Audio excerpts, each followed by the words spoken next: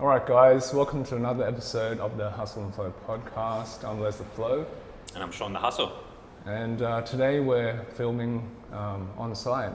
First time for this, and filming at the studio of our guest who has graciously allowed us to use this space for today's podcast. So our guest, I'll tell you a bit about him. When he was younger, he harbored a lot of dark emotions.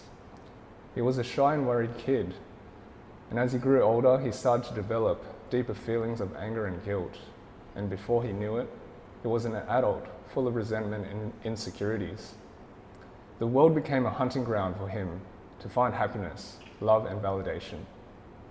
He ended up working in the TV industry for 14 years, trying to prove that he was someone. But as work consumed his existence, he felt like he was losing any scope of why he was living anymore. This was when yoga attracted him. When he first started practicing yoga, it was purely about releasing physical tension, though it has become much more than the physical practice for him now. For him, yoga is now about letting go of emotional stress and putting all his awareness on healing.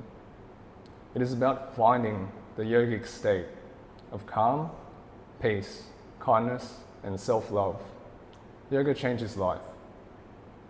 About 5 years of practicing Ashtanga, Hatha, and Vinyasa yoga styles, he left his job in 2019 for a year to focus on himself and is now certified with 200 hours of International Yoga Alliance teaching training. His mission is to help men and women in need of releasing stress in order to find their interpretation of peace, strength, flexibility, happiness, and maybe one day, bliss. So with that, welcoming in Derryn Wong. Thank you for joining us today, Des. Thank you. Thanks for having me. No, it's a pleasure to be here in your beautiful space and to be able to do this in person. So thank you for joining us and giving us the time today, Derryn. Pleasure. And what we'd love to do is invite you to share your origin story with us in as much detail as you'd like, as far back as you'd like to go. That's what we'd love to start with. Origin story. Your origin story. What's that? So the Derryn you were to the Derryn you are today, and Holy how you've come to be shit. him. Yeah. I mean, looking at that biography, it's kind of like a flash of my life, like really summing it up in one kind of paragraph. Wow. So the origin of who I was and who I am today. So I think when I feel my childhood,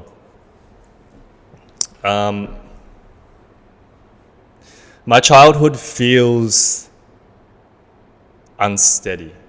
So I feel like I was born into this world, into a kind of a place of unsteadiness. Like it just felt unhappy for me. It's just what it is, and I don't think it's anyone's fault. Everyone has come into their lives with their own experiences and their own traumas. So I'm not blaming my parents for anything. They've had a really tough life, and so they hold their traumas. So I believe that energetically we all carry parts of our parents' energy, what they've held onto, their stories, their energy, their anxieties, their traumas, their stresses, their belief systems, their patterns.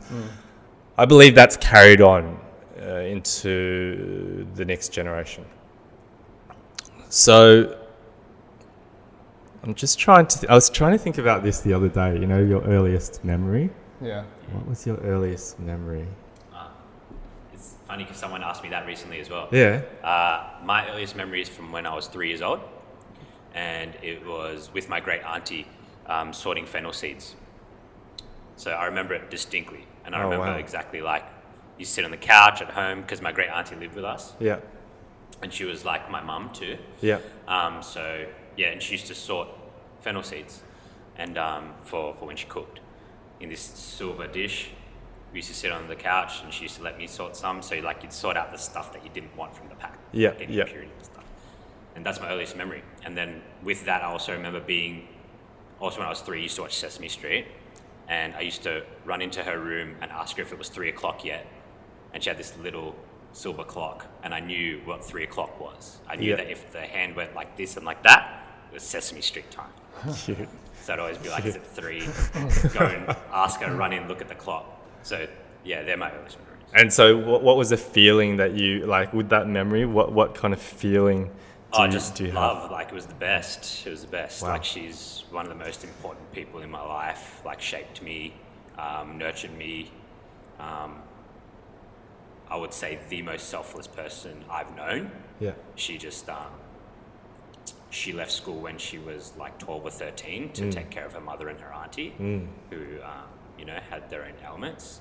And she never worked like in employment, like traditional employment, but she worked very hard her whole life taking care of my entire family. So her parents, all of her brothers, because she had 3 brothers, then when they had wives. So my grandfather married my grandma and then still lived with my great aunt and one of his brothers and my dad and my auntie. So they lived like in a kind of joint family, right? In one house. And my great aunt used to take care of everyone. And then when my parents migrated to Australia, my dad actually brought her here first to see if she liked it before his parents. And she liked it, so then she was like, yep, I'd like to stay here. Then he brought over my grandparents and we all lived together. So she was really important, integral part of my family, and took care of all of us down to when we were born. So when my sister was born before me, took care of my sister, then she took care of me. Then my auntie had children, took care of my 2 cousins, and then moved to their house and took care of them until she was almost 90. And she had a stroke when she was in her 90s, and she lost control of like her left leg in that. So she needed 2 people to lift her and to go to the bathroom and things. So she eventually had to go into like aged care, as much as we want to keep her at home. But she lived with us until she was 90 and took care of everyone until she was 90. Like, did everything. So just love, man. That's what I feel when I think of her, and that my earliest memories, like, I really cherish that they're about her. Yeah. So that feeling is what I'm all about. I love to be able to see the world through the feeling. So just then when you said that word love, I felt the tingles in my body, that vibration of that love that you can feel, that you remember, that you can tap into when you're a kid. That's a beautiful thing to have. I think we all want to have that feeling of deep love. Yeah. What about you, Leslie? Interesting. It's funny, like, when you guys were just talking and sharing about this,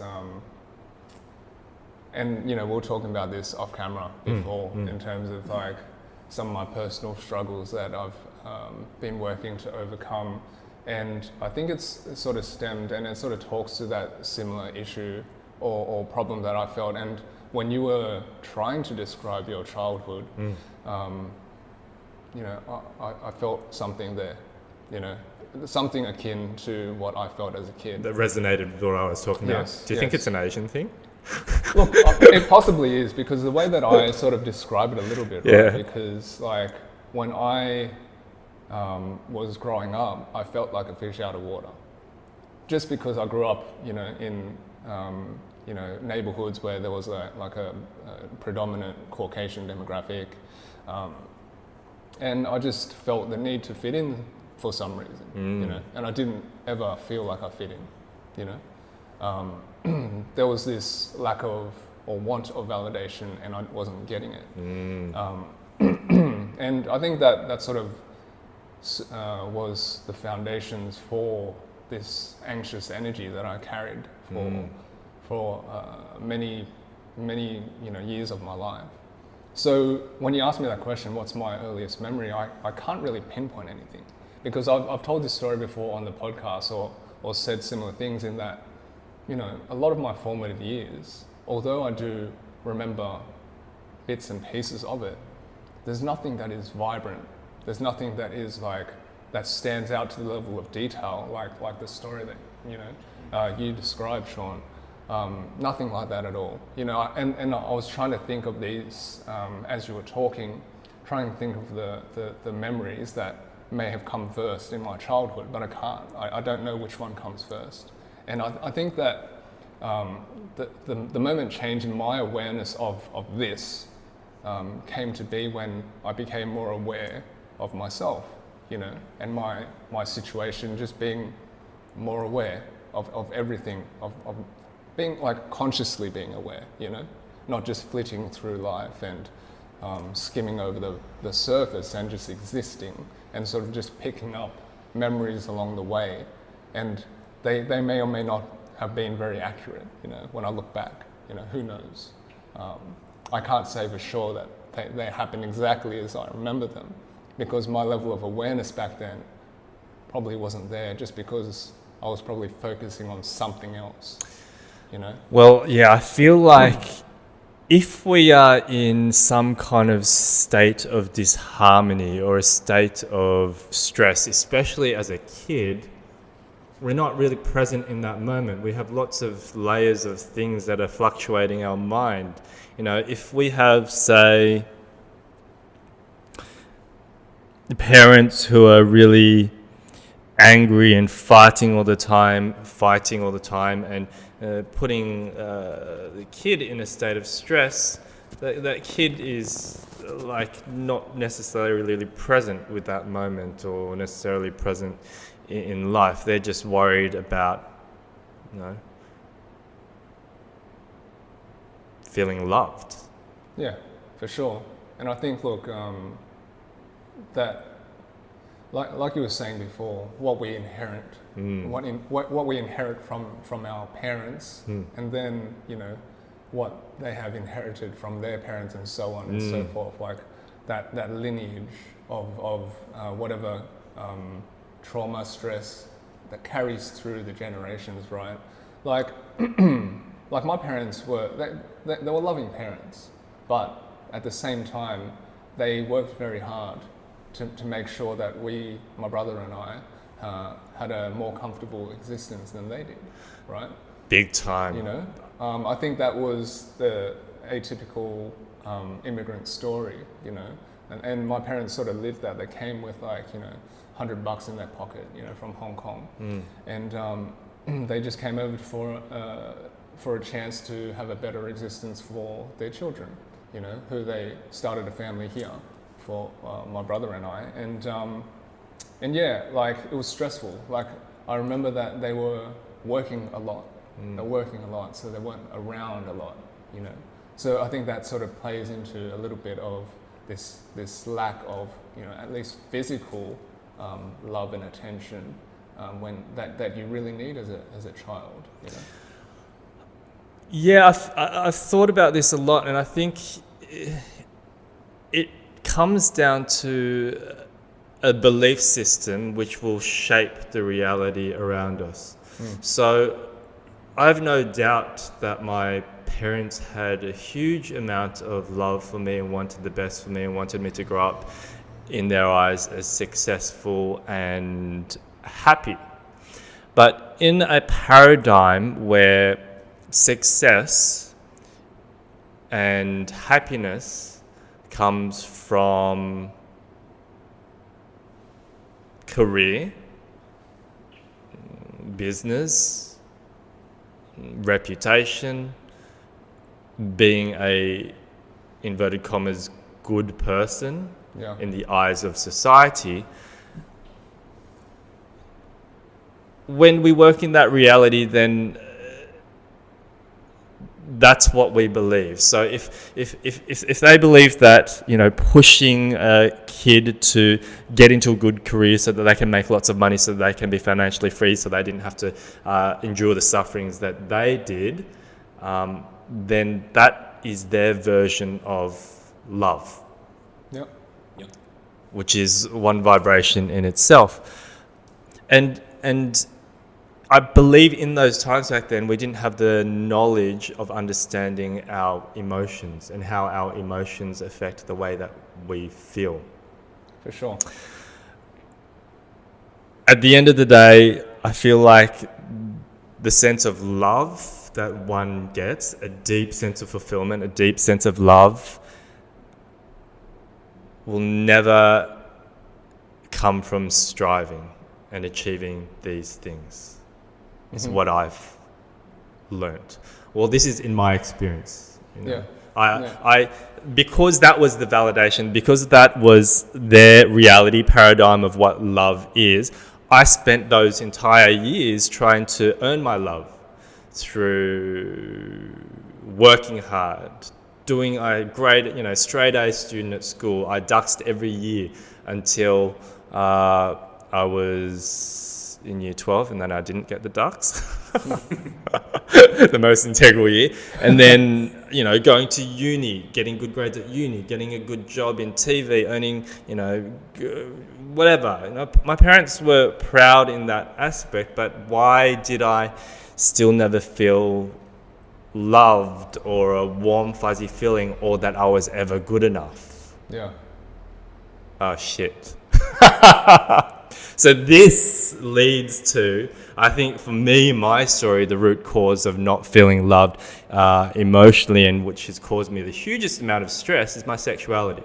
If we're going to hit the nail right on the head, I think I would have felt that love a little bit more if I wasn't gay and I went on to earn all these things. But the thing is, I went to succeed to some degree in my career, but the fact that they knew that this is a different story, that I was gay and didn't fit the religion, which they're Christian.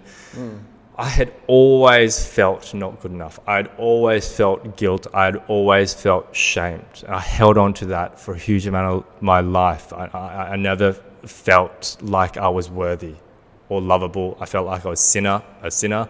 And, I tried to change this when I was younger. I remember, because I used to be made to go to church. I used to have a Bible next to my bed, and I used to read the Bible and try to pray my gayness away. But seriously, I don't know if anyone out there can questions whether it is a choice or not. I don't feel like there is a choice in your sexuality for the most part. I'm pretty open to ideas and thoughts on this, but in my experience, you can't change it. Historically, you can't change it with electrocution and programs. It just causes us gay people to go through a huge amount of suffering, and a lot of mental illness and a lot of suicide has happened because of this repression. I guess it comes back to that root cause of not feeling that love, not feeling whole, not feeling at peace with yourself, enduring a lot of suffering, depression, mental health, anxieties, being an outsider in the family. This is, and it just is what it is. You know what I mean? My family is my family's good.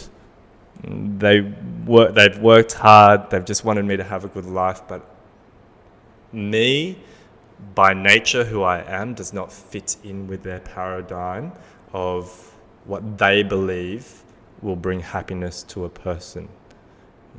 Being a godly person, a Christian, wholesome person that has a family with a woman is what brings happiness. But I've learnt, or I believe, that that's not the case. These are just all superficial things on one layer that may or may not bring true happiness. And this is what brought me to my path of yoga. Yeah. And, I think that, because I haven't known you for that long. I've known you for a couple of years, if that. And for as long as I've known you... Hold on, did you know I was gay? I had an inkling. You didn't ever tell me, but Yeah, I never told you. But you were a happy guy. You were never someone who I felt was who exuded any sort of negative energy. I always felt like you were very positive and happy, and that sort of is testament to, I suppose, what you're saying here, right? In terms of a particular way of living and what defines success or happiness or anything like this. I feel like this existing paradigm of a system of belief that is conditioned and agreed at a collective level. This cannot be or will not be success as defined by an individual necessarily. You know, it can be, but it doesn't necessarily need to be or will be. You know, and I think that's the important thing here. Like our parents in that generation may not have had the awareness to understand that to that degree, and I think they will push us based on an agreed notion or a belief that they hold in their hearts to be true, and that is their version of love, whether or not it's right or wrong. And I feel like I had the same experience as a kid. You know, I think the stereotype is that, you know, Asians are intellectually smart and they'll do very well, you know, at maths, you know, academically at math, all this sort of thing, and they'll have, you know, really good jobs in successful careers in you know, reputable businesses or high-standing sort of types of roles or industries, you know. And I was shit at school, you know. I was good when I wanted to be, but even in school, when I reflect back, I already felt some sort of, you know, abrasiveness towards that system of learning. Like nothing resonated with me in the system, you know. All I wanted to do was, you know, rebel against that, you know. It was too much for me.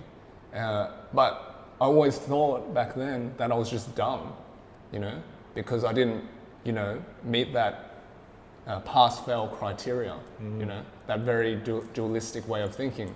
You either pass or you're a failure, and I sort of sat in that failure mold, you know. Until now, you know, my success or my definition of success or happiness or contentment or fulfillment, it is completely opposite to anything that most people will think, you know. And I've had to come to that, you know, understanding for myself, and I think that everyone must to some degree. Well, I always come back to, like, okay, what if we achieve all these things? Like, what if we go to our wits' end, you know, succeeding on a superficial level, getting, you know, that career, that house, that car, whatever. But what is all of this if we don't have our minds? What is all of this if we don't have our peace of mind? Which I see a lot of, I see people who, you know, are striving to have that, but the process in getting there is a real struggle. And, you know, you see people on antidepressants and struggling with drama in their lives. Whereas, I guess, look, it's all a choice. I believe if one endures enough suffering, they're going to be propelled into a place where they are in search of something bigger. Sure. Something that's going to bring them peace of mind. For sure. Shaun, I'd love to bring you in, especially surrounding, you know, this whole, I guess, collective understanding of success, how you've personally interpreted it, and how you have maybe seen that adapt and evolve in your own perspective. Yeah, so for me, I guess, well, to start with, I guess I was really fortunate in terms of my family, my parents, and, you know, I essentially had like 5 parents because I had my grandparents, my great aunt, and my parents, who were also very loving, always there for me and my sister and my entire family. And even, like, you know, extend out to, you know, my uncles and aunties. So, like, had a very loving childhood. So I don't have, I've never had that experience of, like, longing for love outside of, like, a romantic relationship when I was young or younger, right? In the past. So, but in terms of, like, my family and my security and stuff like that, and affection there, you know, I've been very blessed. I feel very fortunate with that. And so for me, with that kind of squared away, if you will, success for me and what that pursuit was all those superficial things, right? Because I'd also been around people who had done financially well, you know, from quite a young age. And I saw that life appeared to be better, you know, things were easier, they had more fun, like just optically, right? Not knowing when you're younger all the things people deal with, you just see on the surface level what's going on, right? So people seem like they're happy, seem like they're having fun, things are easier. And it felt to me like money achieved that, right? So it was like, get a good career, study really hard. That was always one thing in my household, I had to study hard. It was always the track of do well at school, go to university. I was fortunate as well as that I was never like pushed by my parents to do any certain thing. You know, I think a lot of people in the subcontinent, they're like, you will be a doctor or a lawyer or an engineer. That is what you will be.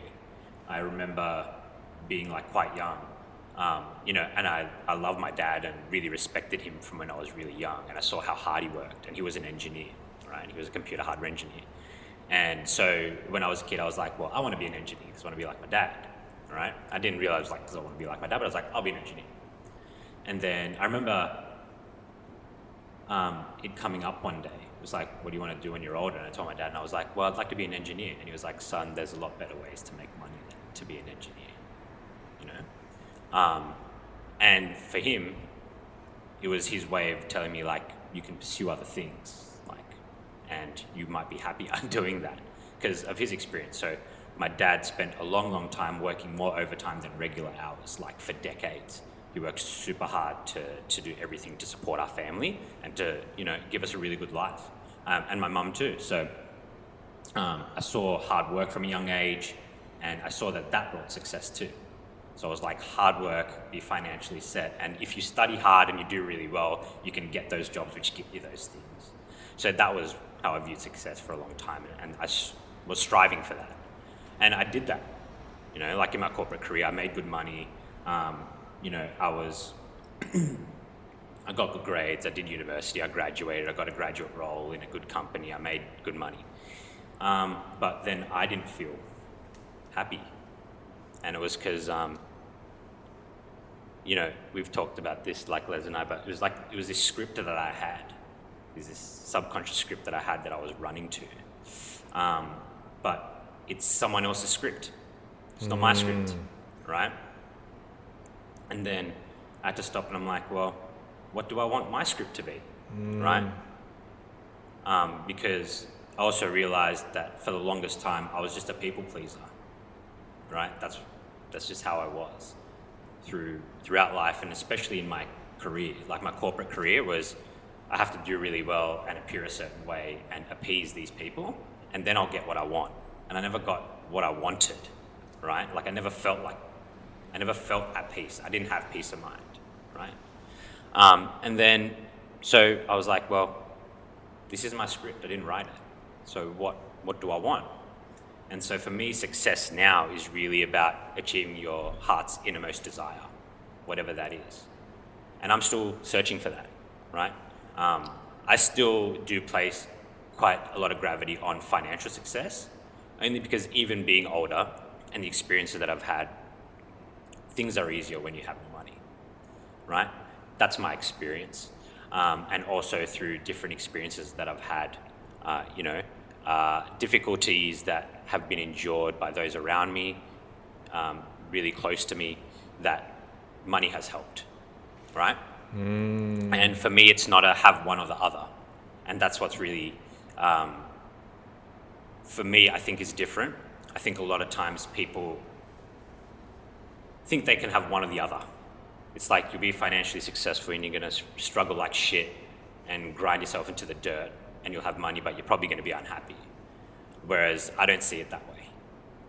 I think you can be financially successful and you can feel fulfilled or content or blissful or totally joyful. Be abundant, You know what I mean? in all areas. Yeah, but the achievement of your heart's innermost desire is what I feel is actually going to bring you to a state of bliss, right? Which is what I think we're searching for. And that's what success is to me now. I still want the other stuff, but that's the most important, and the other stuff kind of rounds it out nicely. Yes. So that, well, when you're talking like that, I'm again getting those goosebumps. But it reminds me of going back to yoga and how that helped change me and shift my life, which is an integral part of the shift of who I was to who I am today.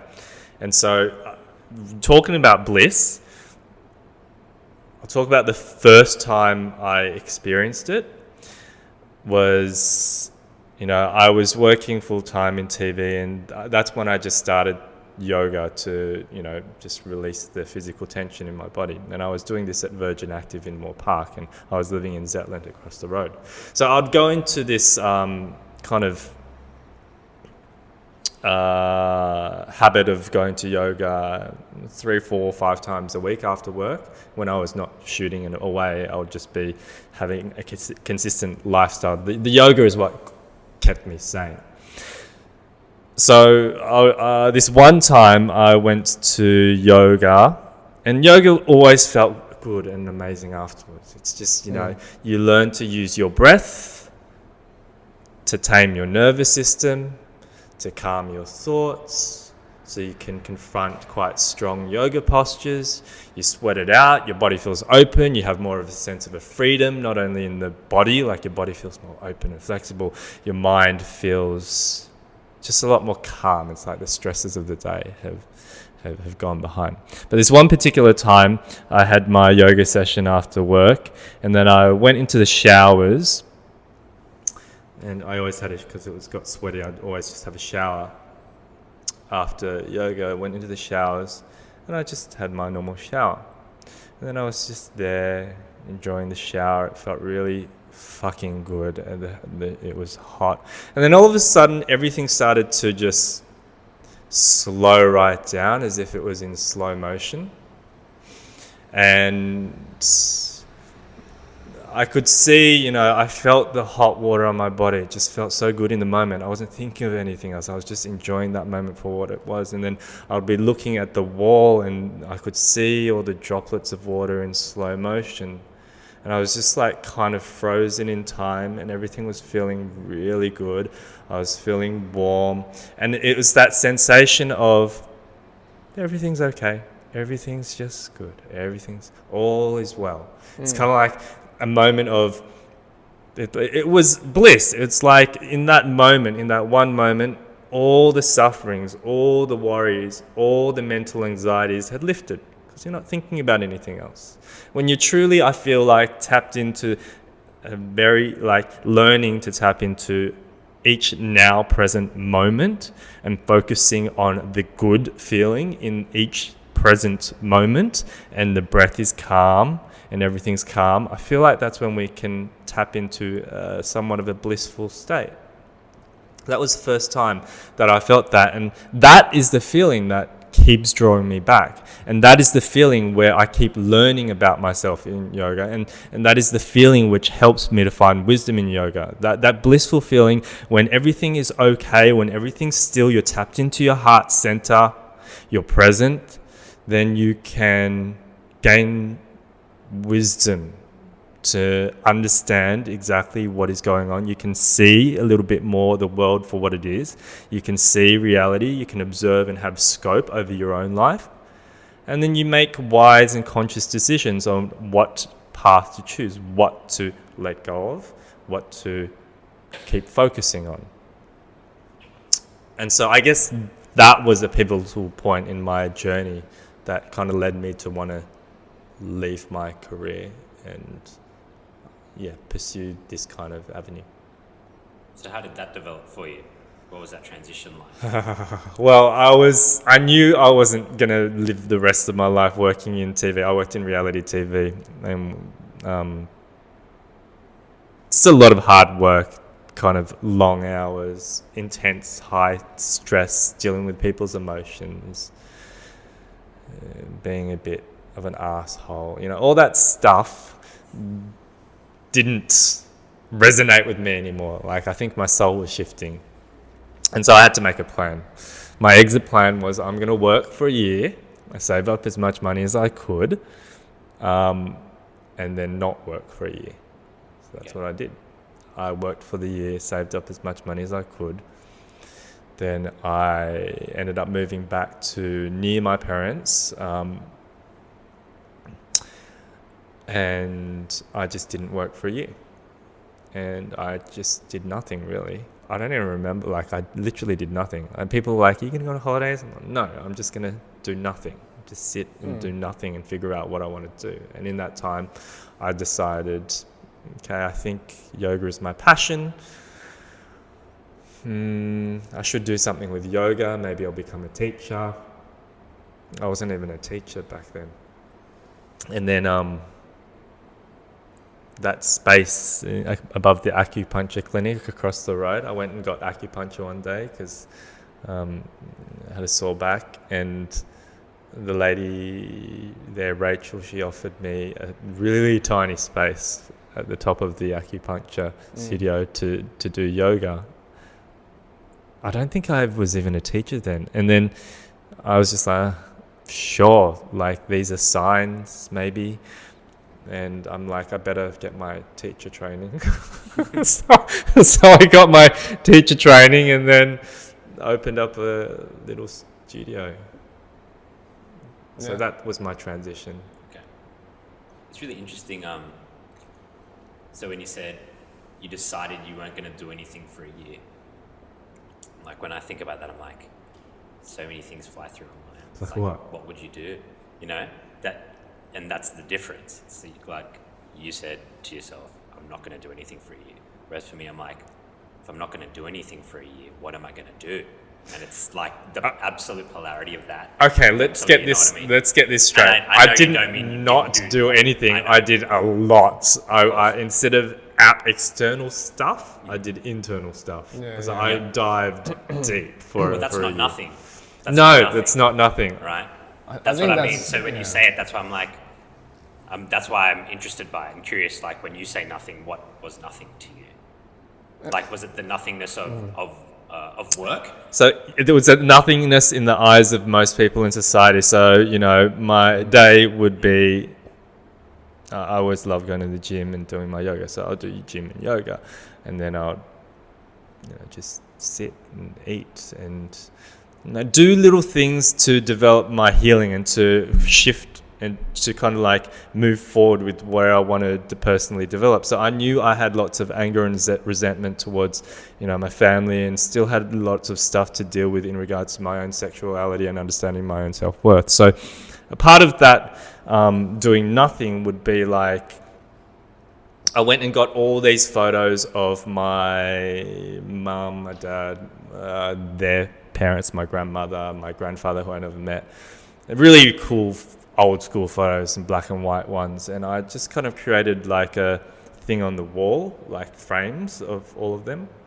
And part of the reasoning of that was my healing. Like I needed to observe and watch and contemplate every day what they had been through, why they are like how they are, and somehow seek within myself some level of compassion, empathy, forgiveness, to let go of any of my resentment or anger within myself of not feeling loved or not feeling good enough or feeling that I was a piece of shit or feeling I was a sinner or feeling like I was dirty.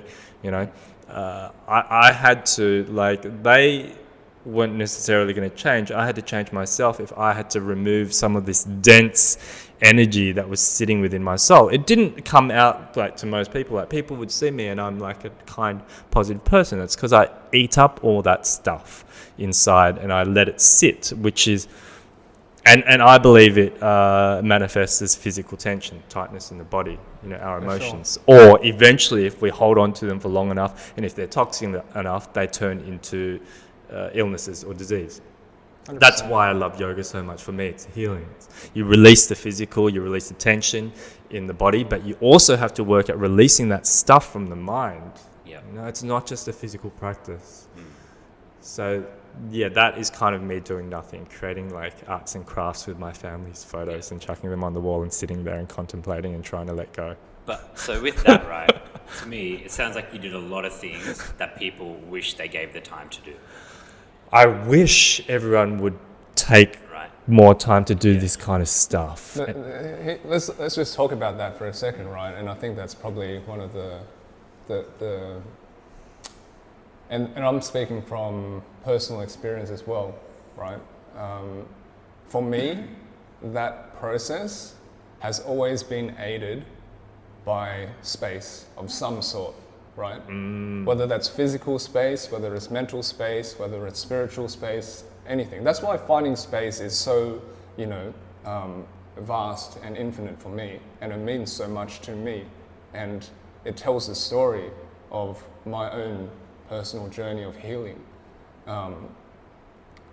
So how does space figure into your journey and your healing journey in that way? Do you feel like it is a vital component of it? Because like we were saying, I think that in the modern world, the busyness of it all and the constant pace, it is hard to take oneself away, and that's why these things like retreats and getaways and holidays are so important. But when I look back at my life and I contrast it to then and now and how I live, and we were talking about states of bliss and things like this, right?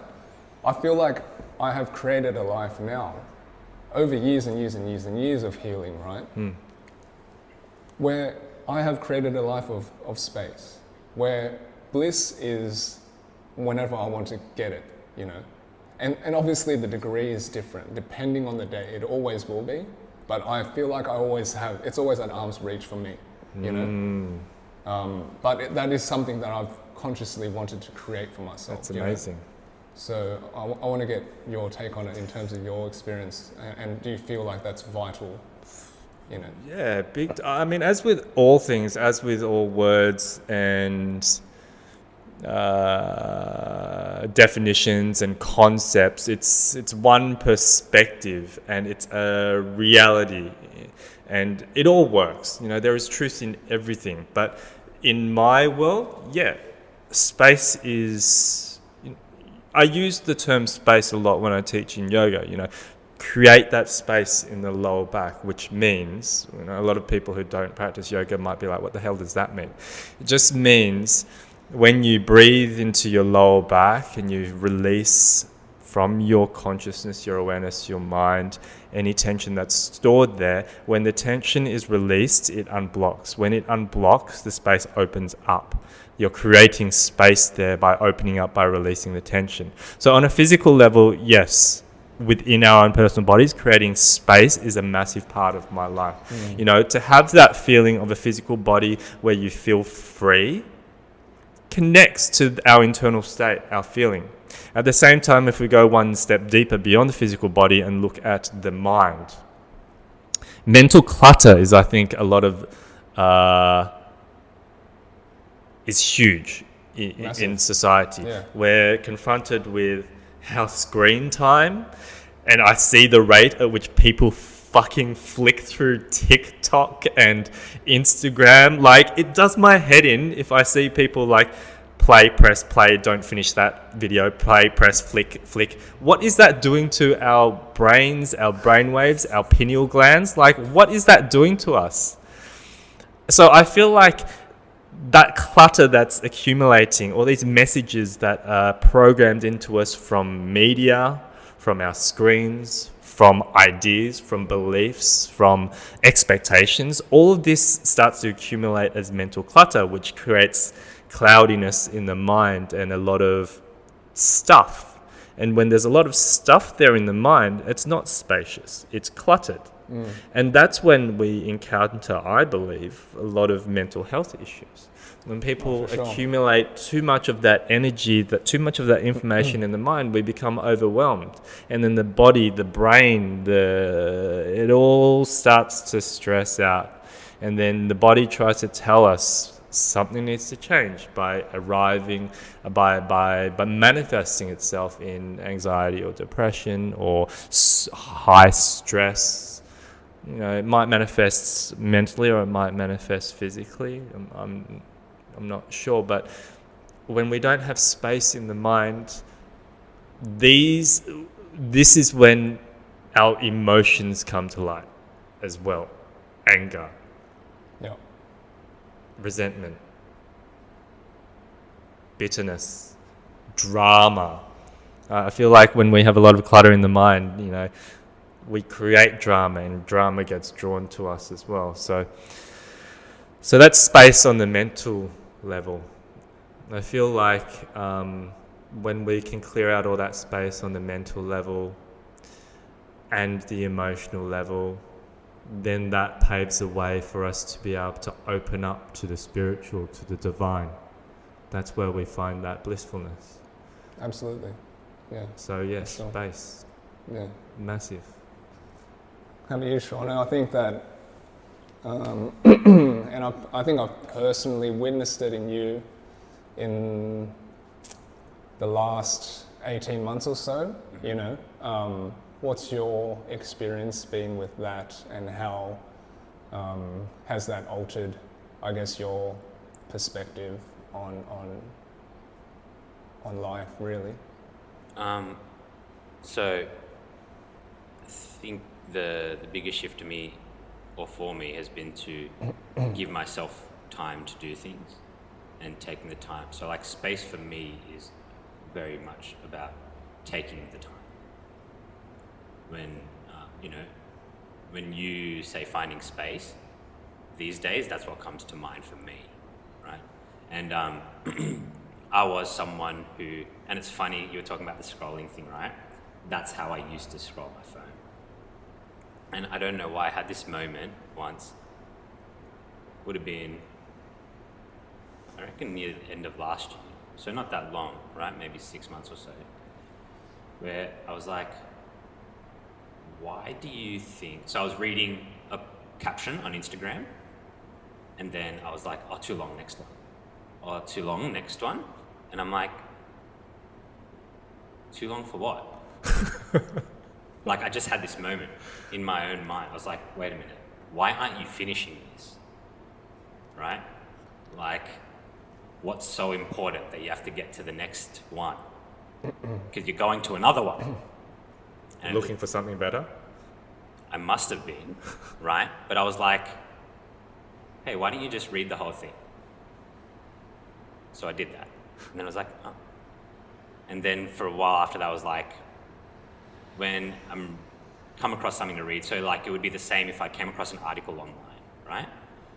That looked really interesting. I'd be like, read the first little bit, and I'd be like, oh, I kind of get it. And then I would just skim the whole thing and be like, I think I got what that was. Next one. Or onto the next thing, or I need to do this thing after this. And I was just like skimming life, is what I feel like. And it's because I didn't give myself the space or the time to actually delve into things, right? And so for me, what I do now is I'm conscious of that, and I give things proper time. So if I'm reading something, I'll read it. If I won't just be like, oh, I need to get the crux of it.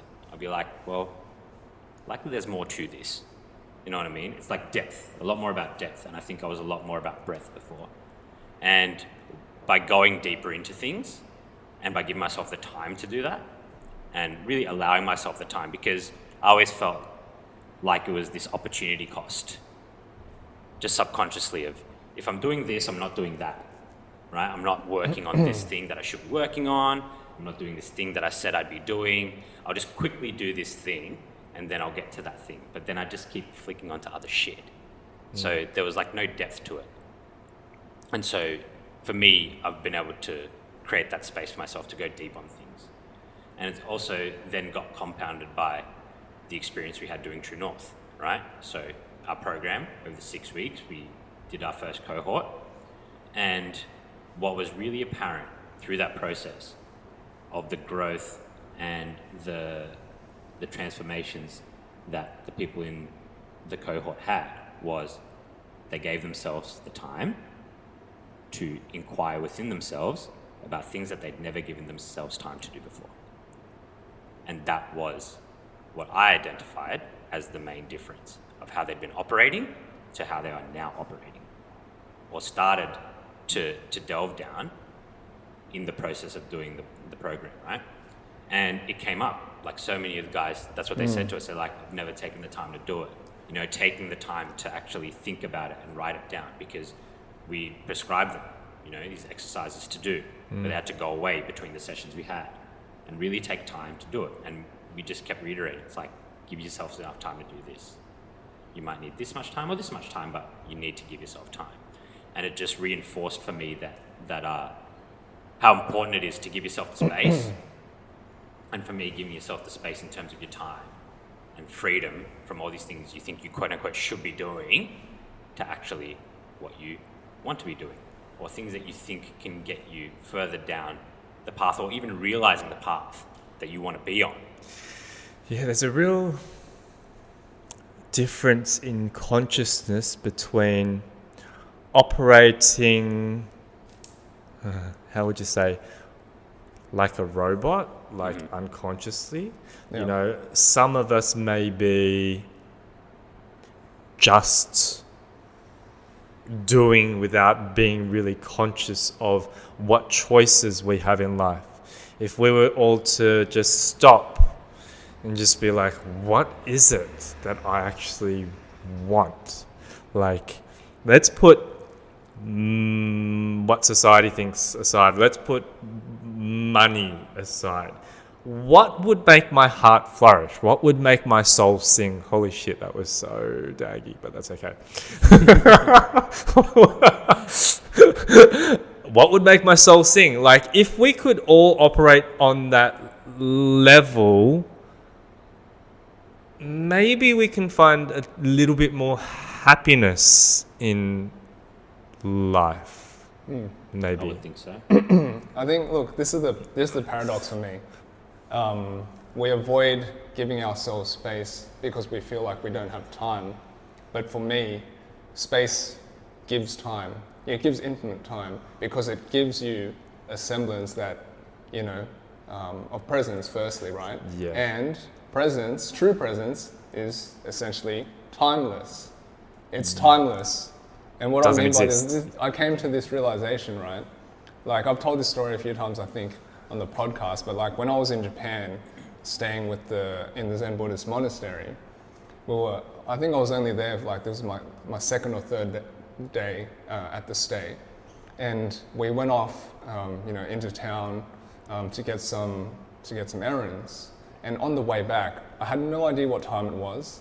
It was in the afternoon because there was a beautiful, like, sort of setting warm sun coming through the window of the car as I was sitting there, and it was driving us back to the monastery. And there was a moment where I was just staring out the window and, you know, everything froze for me, you know, like sort of suspended in time. I was looking out across the water because it was in this remote fishing village, you know, the warm sun, afternoon sun was shining through the window, and everything, I remember thinking, everything back home, right, that I held dear, you know, my home, my job, the money that I had in my bank account, my career, my family even, all those things, they felt like a fictional memory. They didn't feel real to me, right? They all melted away. The only few things that remained and still felt tangibly real in my mind was my wife and the work that I was doing, that I was there to do. Like, I was truly there, you know, there was no before or after. It was just that moment and the next moment and the next moment, yeah? So when you're in that, you give yourself the space, and like that only took 2 or 3 days away from, you know, my busy corporate life, you know, change of scenery, change of space, physical space, for me to make that revelation for myself, right?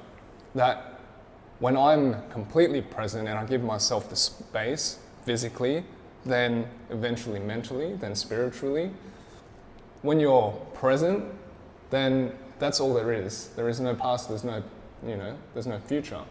You know, there is no semblance of time. You know, I didn't know what time it was, I didn't know what day it was, and I didn't give a shit, you know? It was, that was the moment I was like, presence is timeless, you know? I think that's when we tap into, you know, it's a bit extreme, but that's where I feel like where we tap into higher, not better or worse, but higher dimensions where the timelessness exists, where time doesn't exist. As they say, time and space is just an illusion. It's all bendable. I think science agrees that space and time is dimensional, right? It exists in certain dimensions, but in other spaces, it's completely fluid. Okay. But I think, even to come to like some sort of revelation for oneself, right? It's simply even to transcend this notion of clock time, calendar time, because I think that we grow up unconsciously just allowing that to control a lot of our lives without us really knowing or realizing, And I was talking about that, and that's like the big driver for anxiety for me personally, in terms of like me needing to run all the time, whether that was physically or mentally. I felt that push just from the hands of time, that because it's like, I'm not doing something and, producing something or being efficient or productive, I needed to do something, I needed to utilize the time to the best that I can, because it's limited. Of course, in that paradigm, it is presented in that way. Because we think we're dying, right? And that gives us that notion that we have this limited amount of time. But if we believe that our consciousness doesn't die and it will always exist and the energy will always carry on, that need to do might lift a little bit. Yeah. I think for those of us who don't believe in a divine or a spiritual path, and this is just our existence and there is no deeper layer to our physicality, that's when we feel the need to do and achieve. I think that's predicated on like an attachment with the identity and feeling that is one in the same as our physical existence, So I always ask this question to people in the same way, like not to even talk about any connection with any, higher realm of consciousness or divinity or anything else, right? Like, if you were, nameless, if you didn't have your job, if you didn't have your family, if you didn't have your money, blah, blah, blah, all these sorts of things, if you didn't have all those things, would you still be alive? The answer would be yes, right? If I called you John instead of Derryn, you'd still be here, right? It doesn't mean that you don't exist. So this means that there is some sort of, divide between this sense of identity that we create in our minds versus the actual physical existence that we have, right? But I think that in itself is a difficult step for many people to take in terms of contemplating and then subsequently coming to the realization and needing to let go of the belief that they were or are someone that they've built up in their minds. I have this very same challenges in my life for sure. Yeah. There's a lot coming up for me when you say that, when you talk about that stuff. Like, because like the time thing, essentially, for me, right? And we've talked about time before on the podcast, but I feel like time and our, when we have anxiety towards it or any type of difficulty we feel according to time, it's because of what we feel other people's expectations are of when things need to happen by, right? So it's like, if we had no one else around us for which we felt we needed to have things done by a certain time really wouldn't matter to us. You could do what you wanted when you wanted, right? And I think that's, like, there's nothing wrong with us having those expectations based on other people's time, because that's the reality we live in right now, right? Like, for this podcast today, we agreed on a time to be here. So we need to be here by this time, right? And it enables us to do the things that we want to do. But if we weren't meeting Derryn today, or if you were just recording something by yourself. It's very different, the impetus we put on time, right? And I think I bring that up because for me, it speaks to the importance that you place on the experience you have with people around you and the experience you want to have, right? And feel the respect for other people's time and of the things you want to do, right? Because we all have people in our life who don't give a shit about other people's time. They just do things when they want. And we feel a certain way about it, right? And then I think we just project that in terms of we're not going to be like that because we do respect time and we want people to respect our time. And these are all the things that interplay when it comes to dealing with time, I feel. Right? But it's like... Yeah. Like, I get what you're saying, and there's obviously a practicality to time, and if we want to, live amongst civilization, like I'm not, I'm not naive to that fact, and you can. If only like I took myself away and lived in a cave, I'd be able to, not worry about the semblance of time. But in terms of like transcending the concept of time itself, it's not necessarily to not need to abide by it. It's just to understand that it is something that is fictional. It's a man-made concept, right? Just like many things in our modern lives. And with that understanding within yourself, you are able to do what you need to do with it and how it serves you. Time no longer needs to be a thing that continually pushes you up the mountain when you're not willing to go, when you're not ready to go. Of course, if I run a business and I need to set meetings and things like this, but outside of that, there's that utility for me for time. But anything else outside of that, like I see it as, I guess, my life is. I think the hourglass is like a perfect analogy for it. The sands are dropping away each moment that I live, and it's up to me how best to utilize each moment, each grain of sand. And if I spend it poorly, that's on me, and if I spend it wisely, that's also on me. And that's it for me. It no longer has that stranglehold on me that causes this great anxiety that I held within my body for so many years that I believe manifested into cancer, So.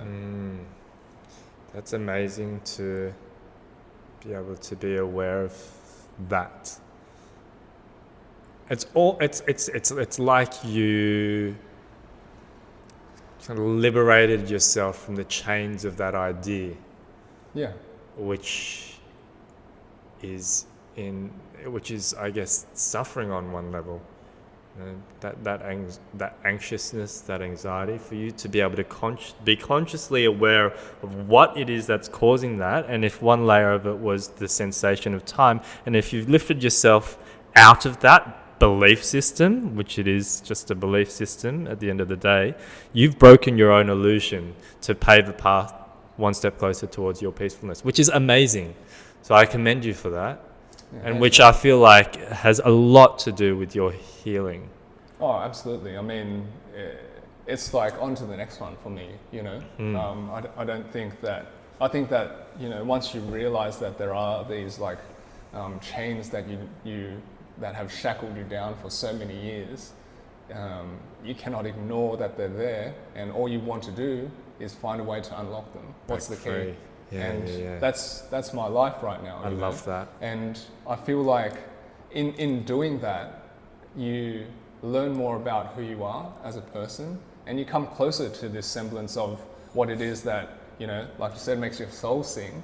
What is your truest heart's desire? And it's always present now, It's not something that I can touch or put my finger on or draw or articulate. But it's there. It's there. It's ever present in my life. And to me, I'm facing the right way. That is my, I guess, compass to whether I'm sailing in the right direction, so to speak. But it's almost like as you say, you always have, if once you've trained yourself to get into that space in your consciousness, your awareness, your mind, whatever you call it, you always have that to come back to. You know, Yeah. there's things which we will lose in life. But at the end of the day, you know, whatever happens in life, if you've got that space to come back to, you're going to be okay. Oh, Mentally, you're going to be okay. Yeah, it's the ultimate anchor. Like Exactly. To me, like I say this to certain people who I can sort of sense the same type of, I guess, journey that they've been on as I. You know, I can sort of see people who have walked a similar path. And whenever I come across these people, I will tell them that I don't necessarily have to worry about you and you being okay or not. You know, because I know that you're going to be okay because you've been through some shit internally. You know, and you know how to come out from it. You know, you're not going to get lost in that quagmire. You know, and I feel the same way for myself. You know, when people ask, you know, how I feel and things like this, especially in the last like 3 or 4 years, I'm just solid, you know. No matter what's going on in my life. And, you know, years and years ago, that would never have been the case, you know. I'd cover it up with, you know, drugs, alcohol, antidepressants, all these sorts of things. Wow. Because I didn't want to face that stuff. I didn't want to, like I said, let go of that semblance of identity that I had built for myself, that Leslie of the past. But yeah, you know, it took something traumatic like cancer to push me into the right direction. So yeah. It's great that you can recognize that. I always see these things that pop up in our life that are challenges as little gifts. Like if we choose to learn from these experiences that pop up, that take us away from a place of peacefulness, if we can learn to transmute that and gain our power and learn the teaching from that experience, we will gain something really special out of that. Absolutely. Knowledge, wisdom, power, strength. Yeah. It's like one of my favorite things about life, period. And when you The have challenges. for that reason. Yeah, wow. For that reason. Yeah. That very reason. Yeah. Because I do believe life happens for us, not to us. And yeah, the trials, the tribulations, small, big, whatever they are, I feel that they're just a higher power of the universe's way of putting things in front of you that you need to deal with. Right? Fuck yes. So, Yes. and then you deal with them, and then you learn what to do, and then you know what to do going forward, and also you can help other people in those situations. Big because time. we're all in this together, right? So, and yeah, we're all unique, but we're all like kind of the fucking same. So like, I have this thing I say, makes people laugh. It's like, we're all different, but we all listen to Drake. Like, everybody knows who he is. A lot of people listen to it, right? Like shit like that. Like when you think about that, right? It's Holy like, shit. I've never heard you say that one before. No. yeah, well it is, right? It's like, yeah, we're all so different, but we all know this one guy and those same songs, and we all like them. All right? So, like, we're not all that different. And with that, so if I go through something and I learn a lesson, then you might go through it, you might go through it. It's pretty likely you're going to go through something similar. And if you ask for advice on it, I can help you with that. And I like that, right? Nothing more to it than that. I don't have any like deep yearning desire to like fix your life through my experience. But if you do want my advice, I'm more than happy to give you the time and whatever wisdom I might have gained from the experience I had that might serve you with it. I just take, I have enjoyment in that, right? And I think it's also because I've benefited so much from that myself, from other people sharing their experiences. And then when I've come across a situation or an experience that has felt the same, like in terms of the trouble part or the tribulation part, I'm like, wait a minute, someone's told me about this. What do? I do that, and it's okay. and I'm back to the peace of mind, right? So I like doing that for other people too. And that's when, people talk about paying it forward. That's my version of paying forward, right? It's like, maybe you won't have to have the trouble at the same degree. If I can help you with that, I'm more than happy to do that. I like that. And so, yeah, all those challenges and stuff we have, if we choose to look at them as gifts, the way you put it, which is the way I feel about it. I totally Changes your believe experience in of that. life. That is just one way of operating in a certain reality. I do feel like the opposite of that is victimhood. Yeah. And as you say, I do feel like a lot of us fall victimhood to life is happening to me. That external experience or person or thing is making me feel like shit and making my life hell. I feel like when we learn to just take responsibility that we're in charge of our own reality that we create, that we have the choices, we as sovereign beings, like we have the power to shift into something that feels good. There's two choices. It's like, look, am I going to let this situation or this thing make me feel like shit, and am I going to fall to a victim to it? Am I going to create drama around it, and I'm going to make my life hell? That is one path. I can choose to do that, but what is that going to help us to walk closer towards our peace? Or can we look at it and see it as an opportunity to learn, transmute, and make it something better? I believe we all have that power, but it's our choice. And the thing is, if we fall victim to it, we're just going to endure suffering. Yeah. If we choose to try to learn and transmute it, then we're going to gain our power. So it's either victim and suffer, or learn and empower. Yeah. For sure. I think it's something that, Shaun and I, we teach it a little bit in the program, and, without giving too much away, of course, choice is our superpower. It always has been and always will be, right? Tingles. And each, each choice point is like a crossroads. Yeah. And it's to expand or contract. And that's it, right? Yes. Expansive choice, contractive choice. And even not doing something about it is a contractive choice. That's a choice on your part, right? Gain power or lose power. Exactly. 100%. Fear or love. Yeah. Exactly. Yeah. I think that's a really nice place to sort of round out the conversation, yeah? I think so. Thanks so much, Derryn.